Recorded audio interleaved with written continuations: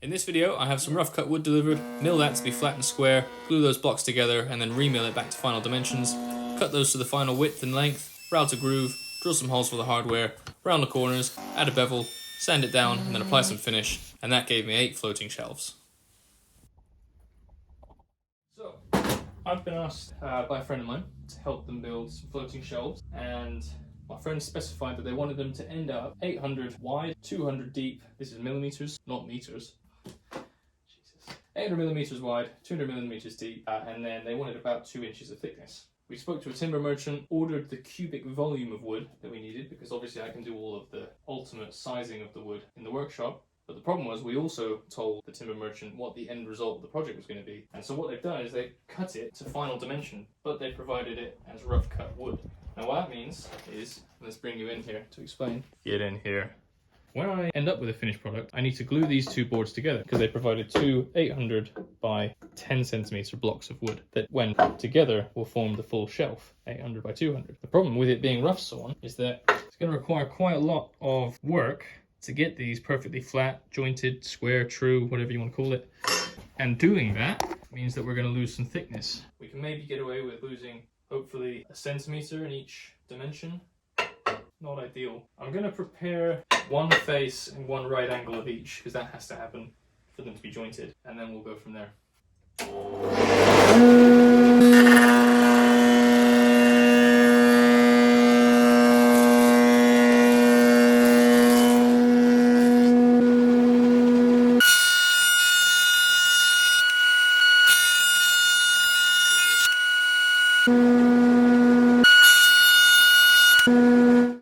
Nice stuff. So we've done that, now we just need to join the edges. We'll be there. I'm going to run this space that I've just run on the bed up against the fence. That's going to join that edge. I'll then run a second board through, and then to joint it to this one, I'm going to flip it over and joint it that way. And that way, whatever angle is on here will be exactly matching for the two boards, and we should get a seamless joint.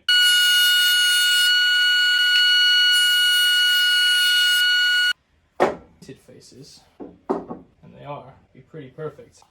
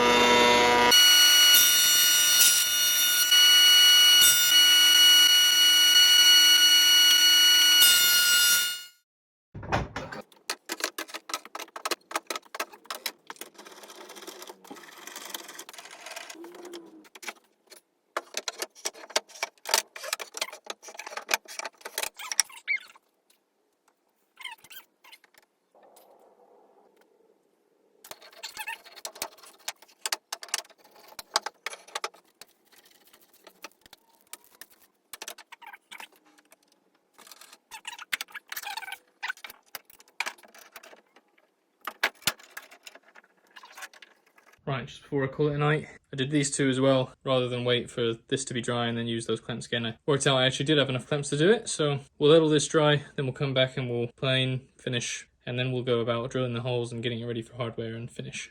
Whew! It's, I don't know, 4 days later. I haven't been able to get back in here, but at least that means they should be dry.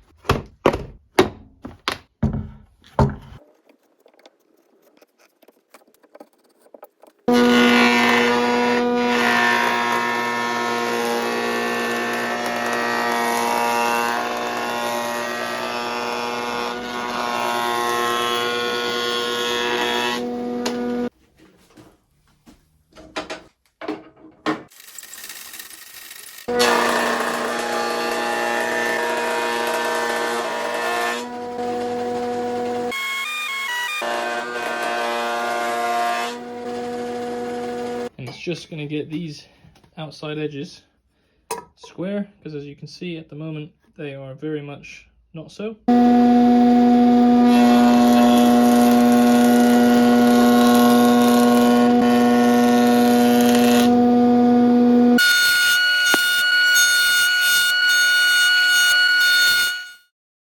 here's what I'm left with. 8 shelves, all of which now have 3 good faces and 1 that's still rough. You can see the saw marks from where it's still been rough milled. And I've written cut off, then I got lazy and I started writing CO, just so I know that that's the outside edge that I need to run through the table saw, and that's going to give me all of the shelves to be a uniform width.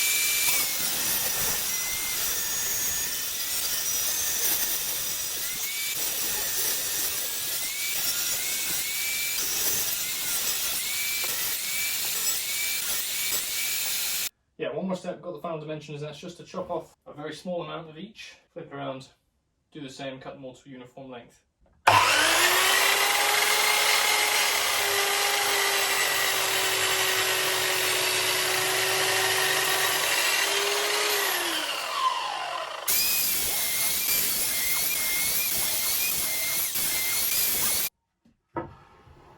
Right, so until I've got a miter station built with a fence that I can do repeated cuts with a stop block on, I still need to use the table saw to make uniform cuts to length.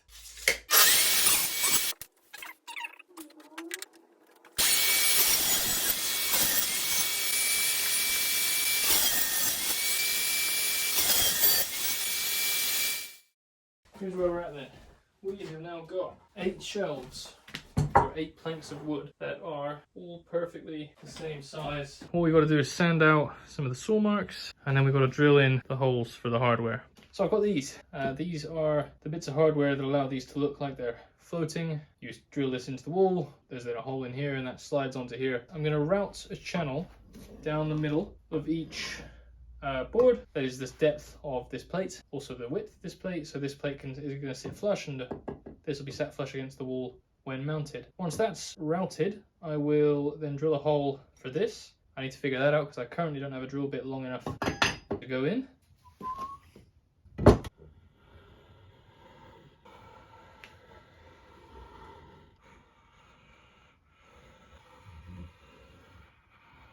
There you go, you can see the line that I've struck down the center. Done that for all the boards. On the drill press, I'm going to drill a hole at each end that's slightly wider than the bit of hardware. There you go, you can see that that's ever so slightly bigger. That's just going to create a start point for the router, and we're going to route out the channel down the middle.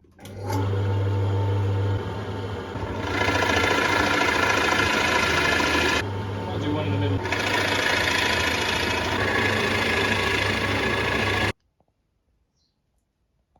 This all looks a little sketchy, and it is a little sketchy, but what I've done is I've just clamped 2 boards together. That allows me to get the depth I need on my guide, rail, whatever you want to call it, to then get the bit in the correct position to do 1 pass. I can then flip it over, run it from the other board, so I can do 2 of these at a time. If I then flip those so these faces are touching, I can repeat the process and I should get the same result.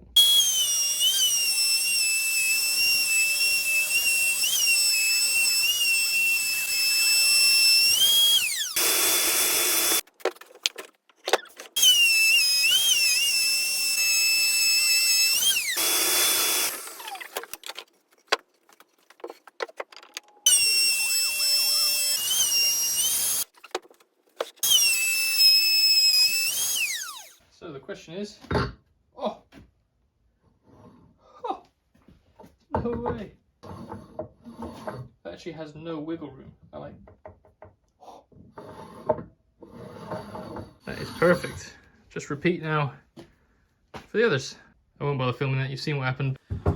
Final thing left to do is drill the holes for the hardware to go into. Now obviously I know where I want the hardware to sit, you know, in the middle, at the end, but I need to ensure I can do that consistently on each board, and then have a means of knowing where I need to drill the holes on the wall, so that when I drill a hole in the wall, put this on the wall, and then try and put this onto it, they all line up. So the way I think I'm going to do that is I'm going to mark out where I want the bracket to sit. I'm just going to mark that.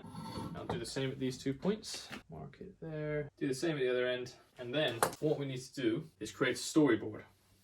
You might have seen a storyboard in my other video, but in this one I've got a bit of plywood that I've cut to the exact same width and thickness of each shelf. And so if I attach this on, like so, and then line everything up so it's flush, if I clamp this down onto the board and then transfer the marks I just made up onto it, take it over to the drill press, drill through where I want each hole to be, and then I've got a stick that I can place on every board, and it will tell me where I need to cut, and I'll have perfectly matching holes spacing wise each time for these.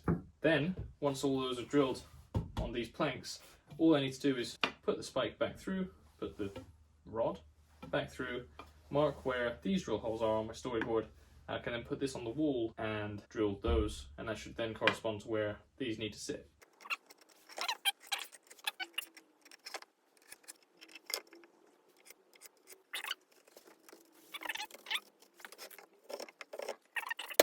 So I'm going to go ahead, drill down into the point I've marked. I'll go down as deep as I can, and that'll hopefully go through the storyboard into the wood.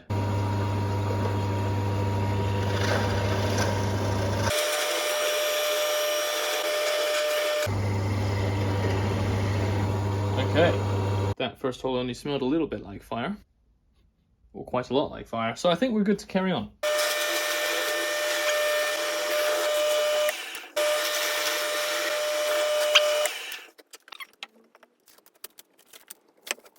Whoa, look at the tear out on the back. Bloody hell. Okay.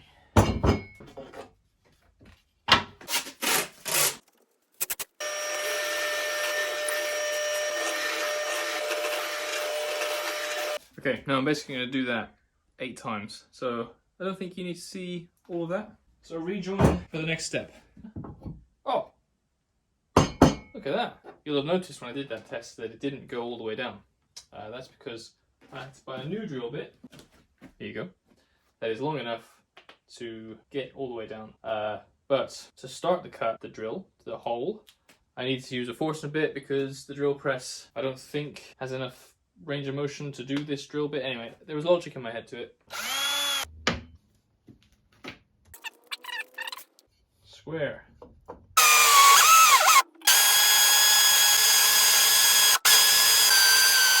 Whew.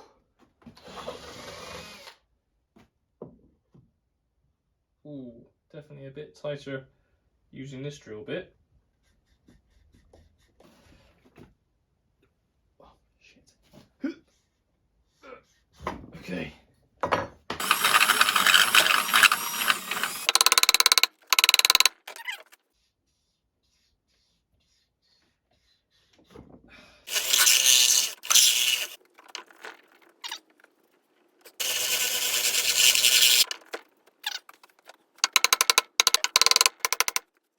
So, 3 of them are in. These 2, I have almost 0% chance of getting back out. This one here is also very stiff, but I could get in with my hand, whereas these 2 are hammered in because I was being an idiot. It's just going to take bloody ages to do all of these holes. What I've ended up doing is finding and purchasing a 12.5mm bit.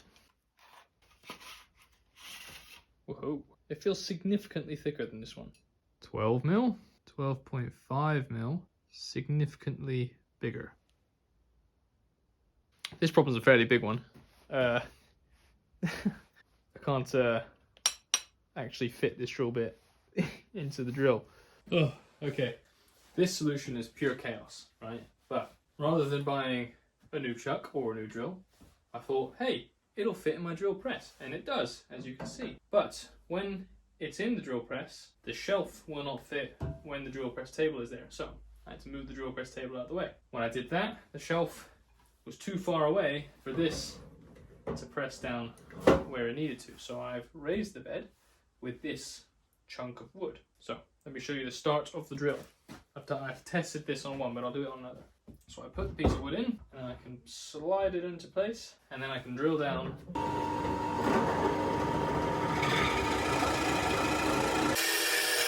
Drill down to here.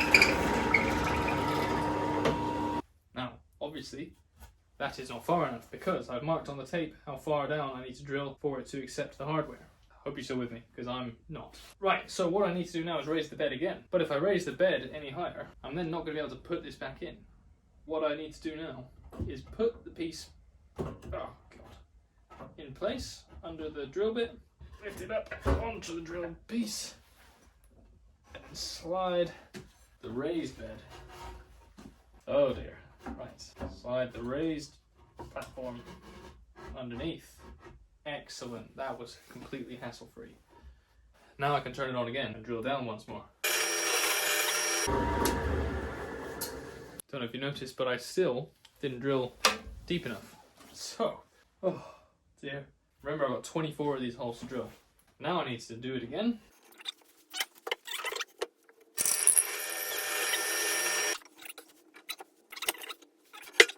Right, now I can get that out.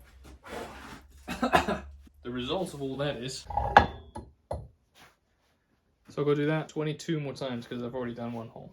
I'm going to film this hole here through the whole process, and you can just imagine me doing it 21 more other times.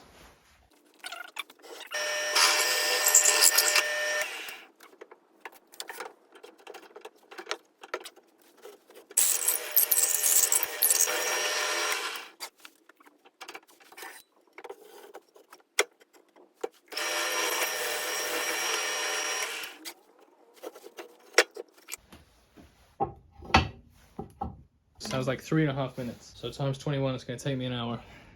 All good. Okay, so all holes drilled, all of the hardware is in, but it has highlighted the need to expand these channels because a few of them don't line up perfectly centrally, and when that happens they can't sink down all the way because they catch on the lip. So I need to just expand them to the width of the circle that I drilled originally, and then these ones will be able to sit flush like all the others.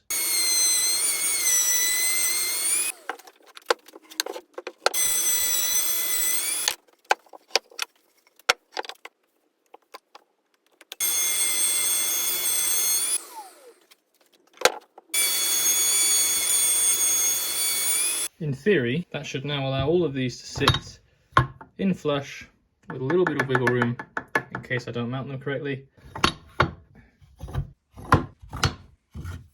All flush. So I'll repeat for all the others, but again, don't need to film that because it's going to be the exact same as this.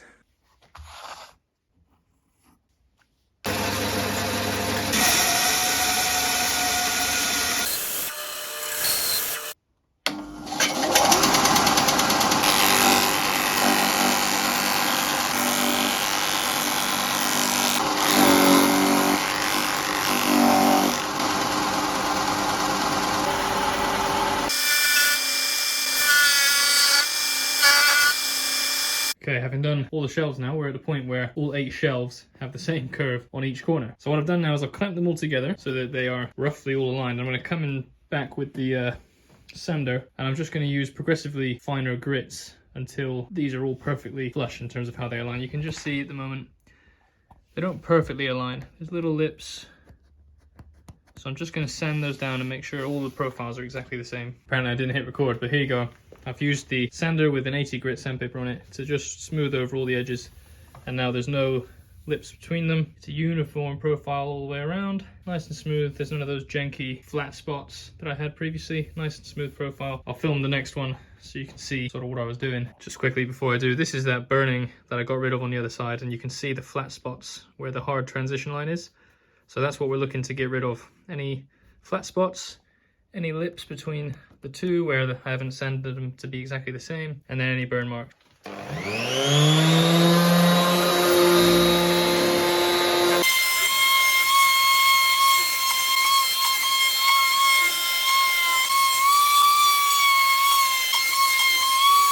So there we are, like the other side.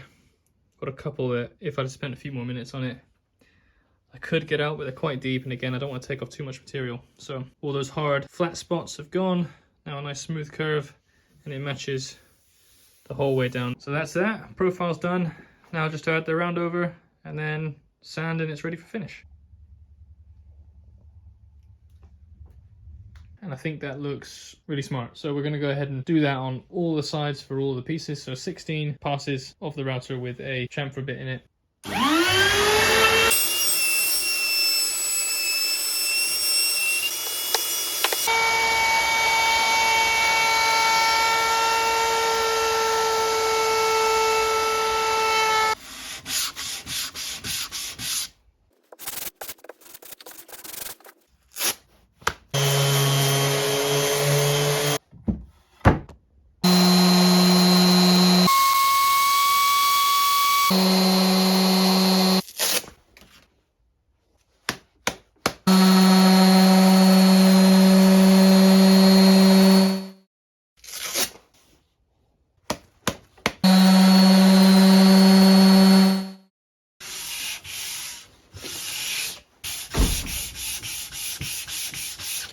I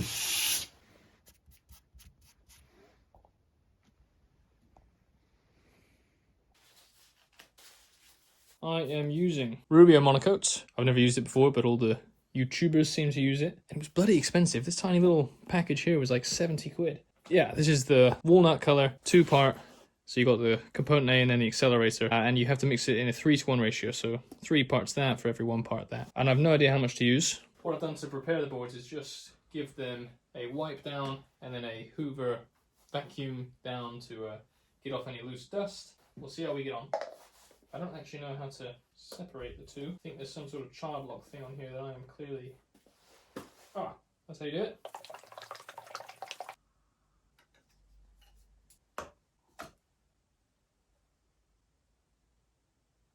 I need to mix those two together. As you can see, it's very, very dark. Let's start with that. Maybe this was too much. Also, it's like black. Maybe a rag would be better. Let's just do a little less on this one.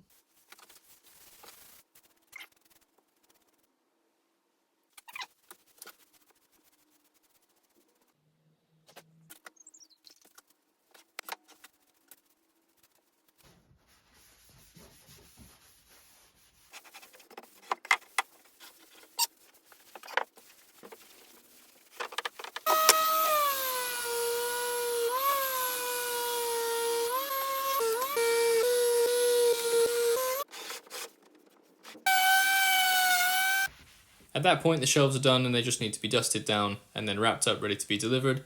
It's been a few weeks since I've built them, and it's a few weeks until I can actually get around and install them at my friend's house. So I figured I'll put this video up now. Here they are. There you go. Excellent dramatic shots. And then, yeah, I'll do a separate video where they actually get installed. The only thing left to say then is that somehow there's over 1,000 of you that have now subscribed. So a massive thanks to everyone that has. I don't know why, but, you know, I appreciate it. So, yeah, keep an eye out for the installation of these, and there's plenty more that's coming.